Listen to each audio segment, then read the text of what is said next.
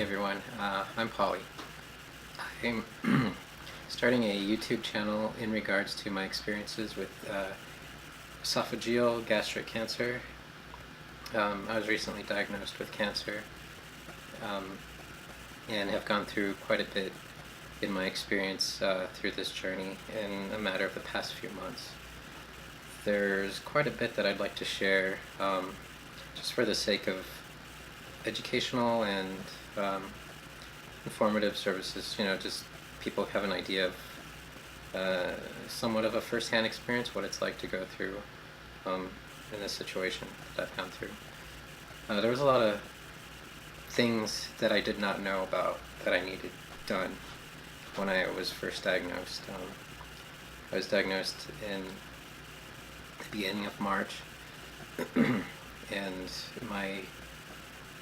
I guess the way that this came all about was in December of 2018. I had issues swallowing and eating normally. I was having problem swallowing solid foods, and I was having an enormous amount of pain. It just felt like glass, like broken glass, just being swallowed. So it was rather troublesome and painful time.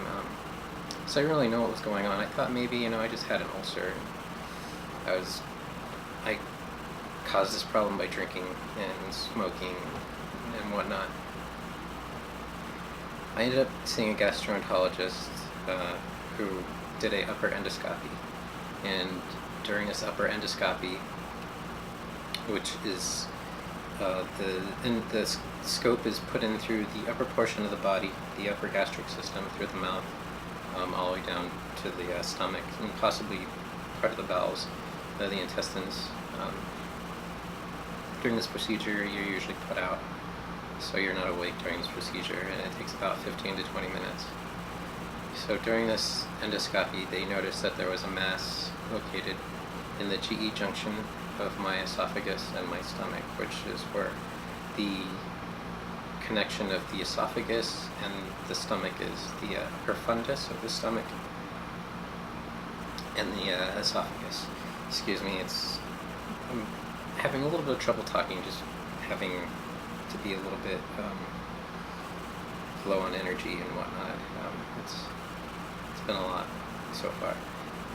So during this process, the gastroenterologist did a biopsy of this mass to get a pathology report to see what this is, if it's possibly just some kind of deformed polyp or a bunch of scar tissue or whatnot that's causing, this mass to be there. So in time, after a week's course, the results came in, and I had not known what it was yet, and I still had high hopes.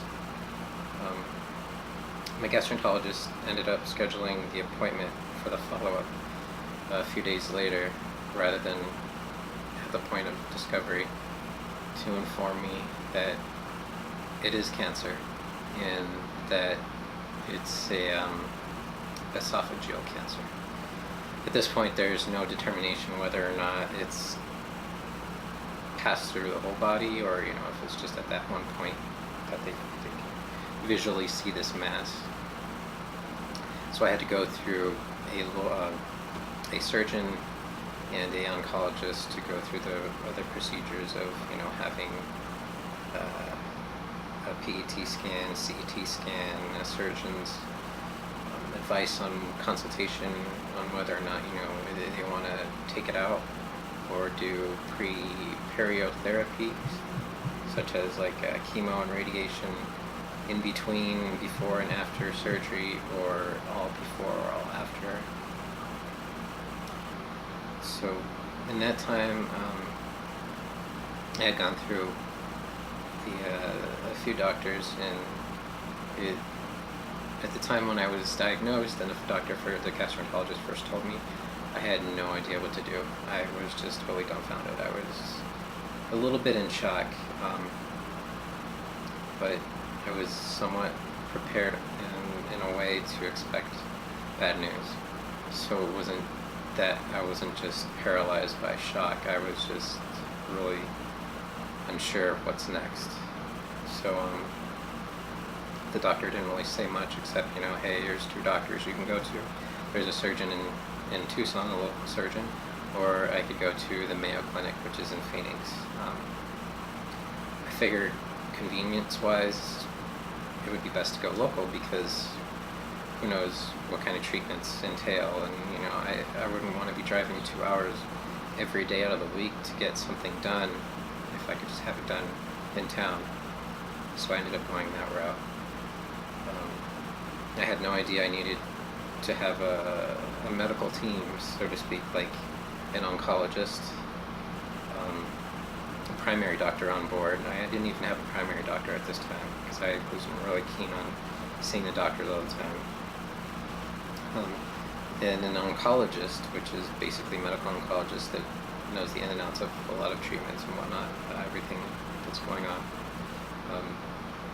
And then basically anything else necessary by what the diagnosis is. If it's lung or kidney or whatever. In my case, it's esophageal, which is in the gastric system. So there's not like a lung specialist involved or anything like that needs to be in my medical team, so to speak. So I ended up going through months of this, about a month of playing hooky with this doctor, this surgeon that was leading me in circles almost.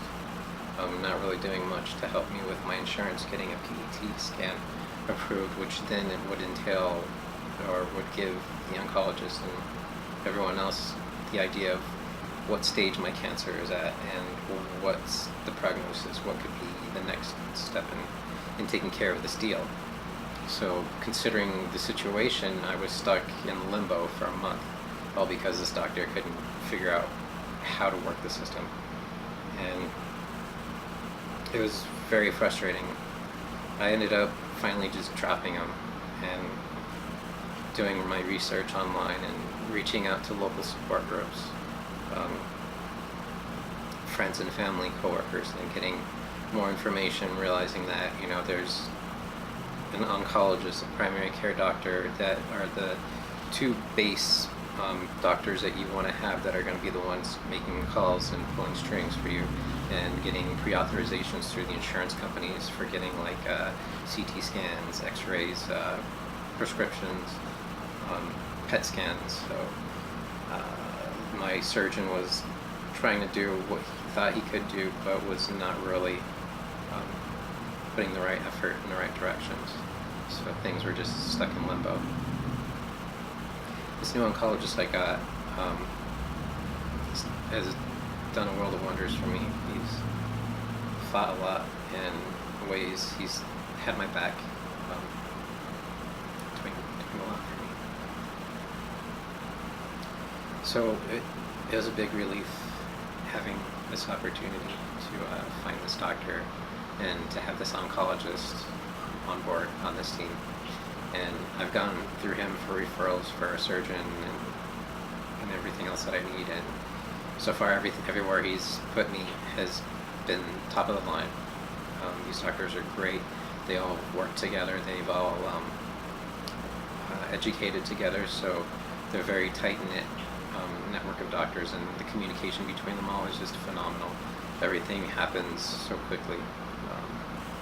Everyone's working together, which makes a huge difference. So I would have to say I'm going to throw in another segment here on this video to kind of put some information out there for everyone, so that people who are just recently diagnosed, or if you know someone who's been recently diagnosed, there may be a lot of information and resources out there that you aren't told about, or even know about, or even had an idea that would help you in any other way. So I think these would be very helpful in my way of helping you guys out in a way that I was stuck. My treatment's been delayed. It's already been almost 3 months now, and just barely next week I'm going to be finally starting my chemotherapy.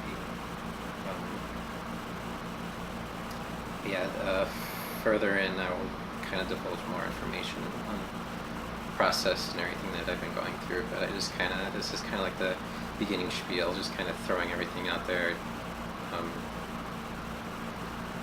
kind of force feed the initial experience.